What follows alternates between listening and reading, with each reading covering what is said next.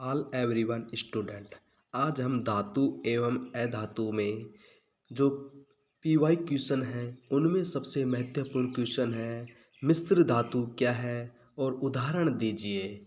यह क्वेश्चन बहुत most important है। जो कब कब आया है, ये 2003 में, 2007 में, 2011 में, 2015 में, 2019 में, 2023 में। यानी कि मिश्र धातु जो क्वेश्चन है ये ये लगभग 6 बार पूछ चुका है। कितनी बार? 6 बार पूछ चुका है। और ये है PY क्लास 10th का। रट लो इनको, नहीं तो समस्या आ सकती है। चलो हम स्टार्ट करते हैं। मिश्र धातु किसे कहते हैं?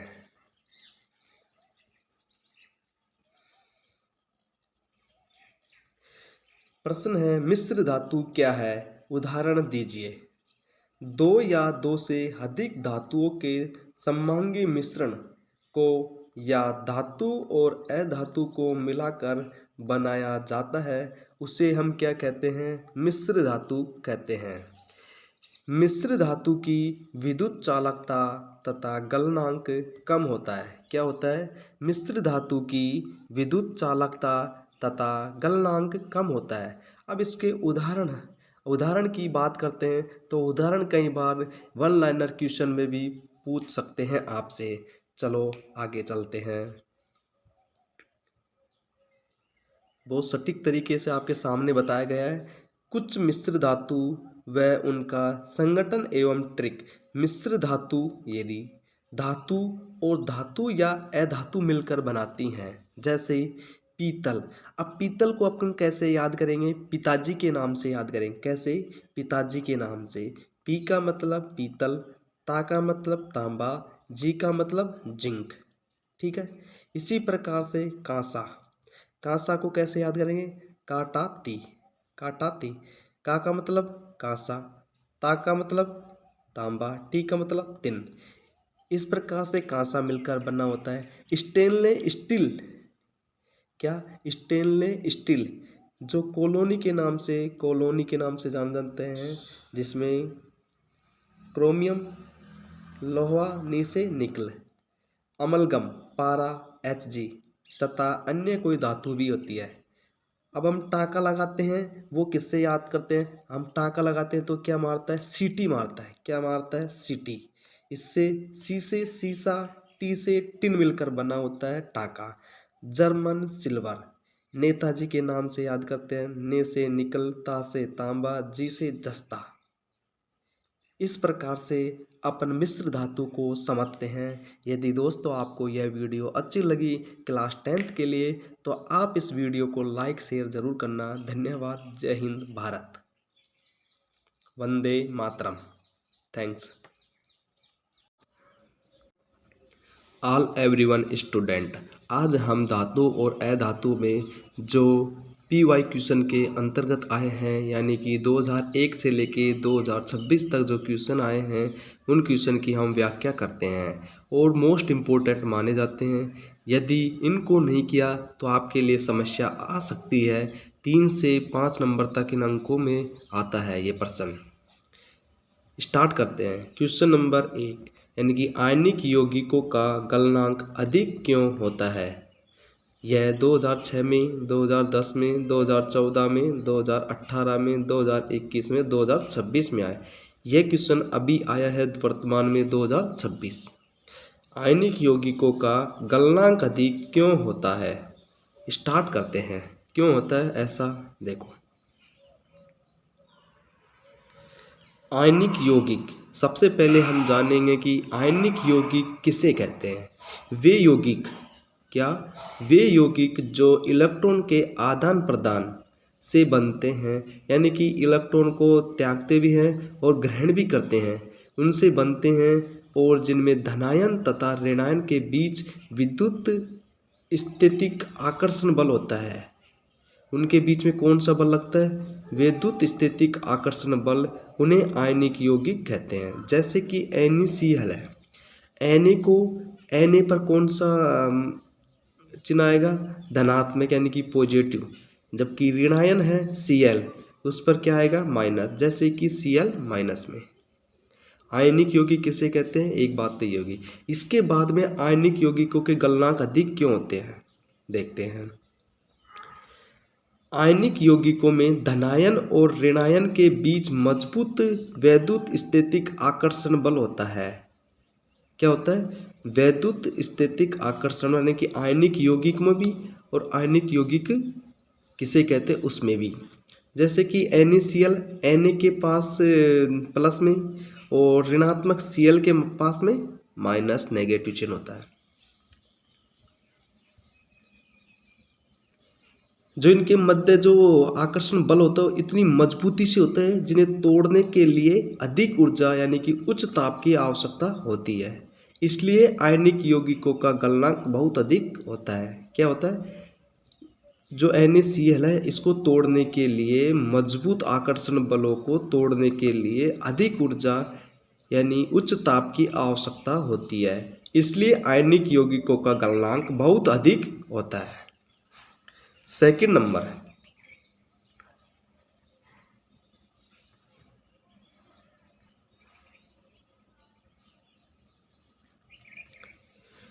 नंबर है, सोडियम को केरोसिन में डुबोकर क्यों रखा जाता है। यह प्रश्न भी 2004 में, 2008 में, 2012 में, 2017 में, 2022 में, 2025 में पूछा गया है। यानी कि सोडियम को केरोसिन में डुबोकर क्यों रखा जाता है, इसकी व्याख्या देखते हैं। सोडियम एक अत्यधिक अभिक्रियाशील धातु है। सोडियम हवा यानी कि ऑक्सीजन के साथ इतनी तेजी से अभिक्रिया करती है कि खुले में रखने पर आग पकड़ लेती है। इसलिए इसे सुरक्षित रखने तथा आकस्मिक आग को रोकने के लिए केरोसिन तेल में डुबोकर रखा जाता है। यह नमी से भी अभिक्रिया करता है। क्या, जैसे कि सोडियम है जिसको हम हवा में खुला छोड़ देते हैं तो वह वायु के संपर्क में आकर आग पकड़ लेता है। आग पकड़ने के कारण किसी भी स्थान पर हमें नुकसान हो सकता है। इसलिए हम केरोसिन के तेल में डुबोकर रखा जाता है। किसको, सोडियम को। थर्ड नंबर, अभिक्रियाशीलता या सक्रियता श्रेणी किसे कहते हैं। क्या, अभिक्रियाशीलता या सक्रियता श्रेणी क्या है। 2005 में, 2009 में, 2013 में, 2017 में, 2021 में, 2024 में इसको पूछा गया है। देखते हैं क्या कहते हैं। अभिक्रियाशीलता सक्रियता श्रेणी क्या है, यानी कि जब धातु को क्रियाशीलता होती है उसको बड़े से छोटे की ओर लिखना, यानी कि अवरोही क्रम में व्यवस्थित किया जाता है तो प्राप्त सूची को सक्रियता श्रेणी कहते हैं। क्या, जब धातुओं को क्रियाशीलता के अवरोही क्रम में व्यवस्थित किया जाता है तो प्राप्त सूची को सक्रियता श्रेणी कहते हैं। धातुओं की अभिक्रियाशीलता का घटता क्रम जो निम्न प्रकार से आगे, हम आपको क्रियाशीलता को बहुत आसानी से याद करने की ट्रिक भी बताएंगे जिससे कि आपको याद करने में कोई समस्या नहीं आ सकती। हमने ट्रिक बनाई है सक्रियता श्रेणी का घटता हुआ क्रम। ट्रिक कैसे याद करनी है इसको। काशीनाथ का माली आलू जरा फीके पकाता है, कौन हो आगे आवो वरना पिटोंगे। क्या, काशीनाथ का माली आलू जरा फीके पकाता है, कौन हो आगे आओ वरना पिटोंगे। काशी का मतलब क्या है, पोटेशियम। नाथ का मतलब सोडियम। का मतलब कैल्शियम। माली का मतलब मैग्नीशियम। आलू का मतलब एल्यूमिनियम। जरा का मतलब जिंक। फीके का मतलब फेरस। पका का Pb। है का H। कौन का Cu। हो Hg। आगे Ag। आओ Au वरना W। पिटोंगे Pt। इस प्रकार से सक्रियता श्रेणी को घटते हुए क्रम में याद करते हैं। अगला सवाल, अगला क्वेश्चन, जंग लगना क्या है, रोकने के उपाय लिखिए। भाई क्या है, जंग लगना क्या है, रोकने के उपाय लिख लिए। क्लास 10th के लिए है। 2003 में पूछा, 2008 में, 2012 में, 2016 में, 2020 में, 2025 में। जंग लगना क्या है, देखते हैं हम। जंग लगना क्या है? लंबे समय तक, यानी कि जब हम किसी वस्तु को या लोहे को लंबे समय तक किसी बाहर स्थान पर रख देते हैं तो वायु के संपर्क में आकर ये भूरे रंग के पदार्थ की परत चढ़ जाती है। जैसे लंबे समय तक आधार वायु की सीधी संपर्क में रहने पर लोहे पर भूरे रंग के पदार्थ की परत चढ़ जाती है, जिसे क्या कहते हैं? जंग कहते हैं। यह आयरन थर्ड ऑक्साइड और आयरन थर्ड हाइड्रोक्साइड का यौगिक होता है। जंग लगने की सतह को कमजोर कर देती है। क्या करती है? जंग, जहां पर जंग लगती है वह स्थान कमजोर हो जाता है। अब लोहे को जंग से बचाने के उपाय निम्न हैं। पहला, लोहे की सतह पर पेंट करके। क्या? लोहे की सतह पर पेंट करके, लोहे पर तेल या ग्रीस की सतह जमाकर। थर्ड नंबर, यस्त्र लेपन द्वारा, यानी कि लोहे की वस्तु पर जस्ते की परत चढ़ाकर। फोर्थ नंबर, लोहे पर क्रोमियम लेपन करके। फाइव नंबर, एनोडीकरण द्वारा। एक और होगा मिश्र धातु बनाकर। जो मिश्र धातु का टॉपिक हमने एक अलग से क्वेश्चन बनाया है उसको याद कर सकते हैं, वो भी मोस्ट इम्पोर्टेंट है। यदि दोस्तों आपको यह वीडियो अच्छी लगी तो कमेंट में जय हिंद जय भारत लिखना। थैंक्स, धन्यवाद। लाइक शेयर जरूर करना। ऑल एवरीवन स्टूडेंट, आज हम धातु एवं अधातु में अंतर, ये तन्यता तथा आघात वर्धनी होती है जबकि अधातु प्राय भंगुर होती हैं।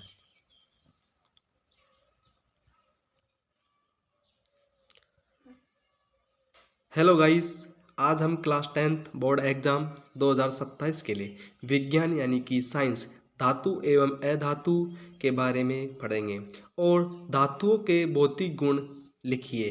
कौन सा क्वेश्चन है? धातुओं के भौतिक गुण लिखिए। ये 2002 में, 2005 में, 2008 में, 2012 में, 2015 में, 2019, 2023 में यह सवाल पूछा गया है कि धातुओं के भौतिक गुण लिखिए।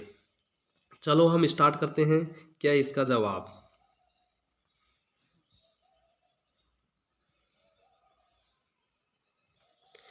पहला नंबर, शुद्ध अवस्था में धातु की सतह चमकदार होती है। शुद्ध अवस्था में धातु की सतह चमकदार होती है, इसे धात्विक चमक कहते हैं। क्या कहते हैं? इसे धात्विक चमक कहते हैं। धातुएं सामान्यतः ठोस व कठोर होती हैं तथा भिन्न भिन्न धातुओं की कठोरता अलग अलग होती है। धातुएं आघात वर्धनीय एवं तन्य होती हैं।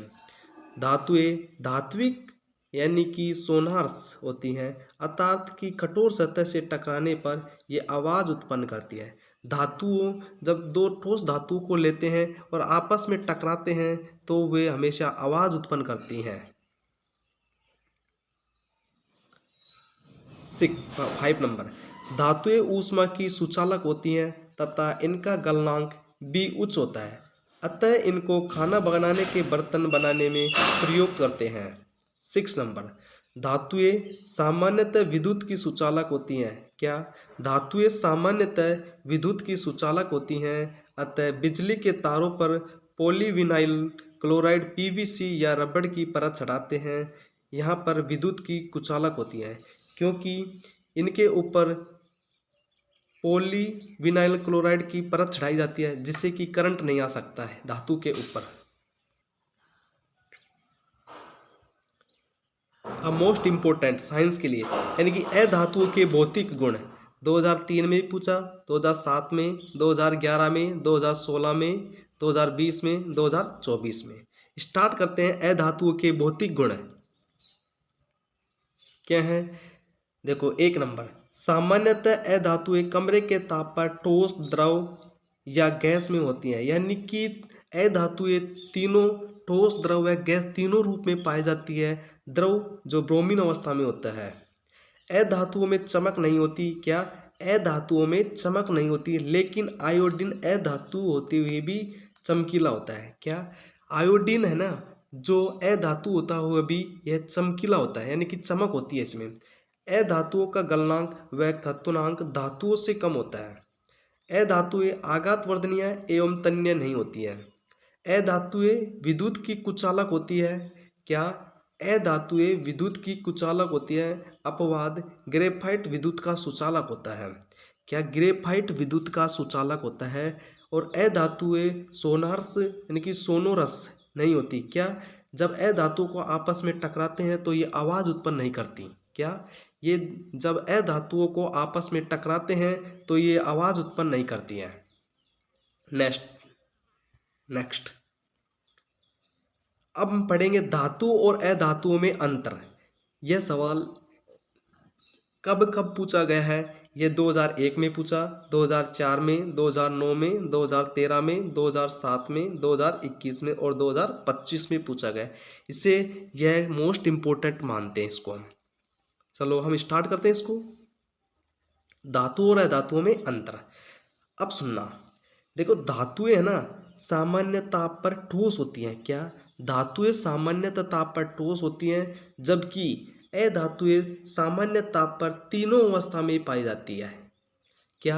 अधातु सामान्यतः तीनों अवस्थाओं में पाई जाती है। सल्फर, फास्फोरस ठोस अवस्था में, H2O2 एवं N2 गैसीय अवस्था में तथा ब्रोमीन तरल रूप में पाया जाता है। सेकंड नंबर, ये तन्य तथा आघात वर्धनीय होती हैं। धातु तन्य तथा आघात वर्धनीय होती हैं, जबकि अधातु ये प्राय भंगुर होती हैं। कौन सी? भंगुर होती हैं।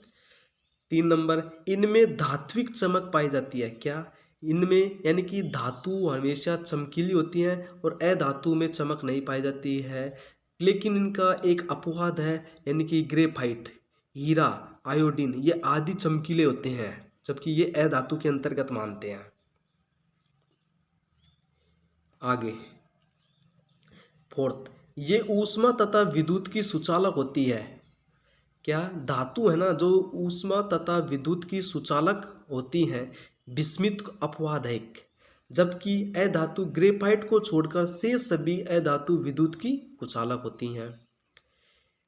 अधातु के गलनांक तथा क्वथनांक बहुत अधिक होते हैं। अधातु के गलनांक तथा क्वथनांक बहुत अधिक होते हैं। इनके गलनांक तथा क्वथनांक कम होते हैं। अधातु प्रत्येक धातु की कठोरता दूसरी धातु से भिन्न होती है। अधातु में प्रत्येक धातु की कठोरता दूसरी धातु से भिन्न होती है, जबकि अधिकतर ठोस अधातुएं बहुत मुलायम होती हैं। केवल एक अधातु हीरा बहुत कठोर होता है। क्या? हीरा एक पदार्थ है जो बहुत कठोर होता है। 7 नंबर, और हम जानते हैं कि अधातु में सोडियम, लिथियम आदि धातु को मुलायम होते हैं और इन्हें चाकू से आसानी से काट सकते हैं। और अधातुएं है ना ये अपारदर्शक होते हैं, जबकि ये गैस या अधातु पारदर्शक होती है। यानी कि जो धातु होती हैं उनको हम आर पार देख नहीं सकते, जबकि अधातु को हम आर पार देख सकते हैं।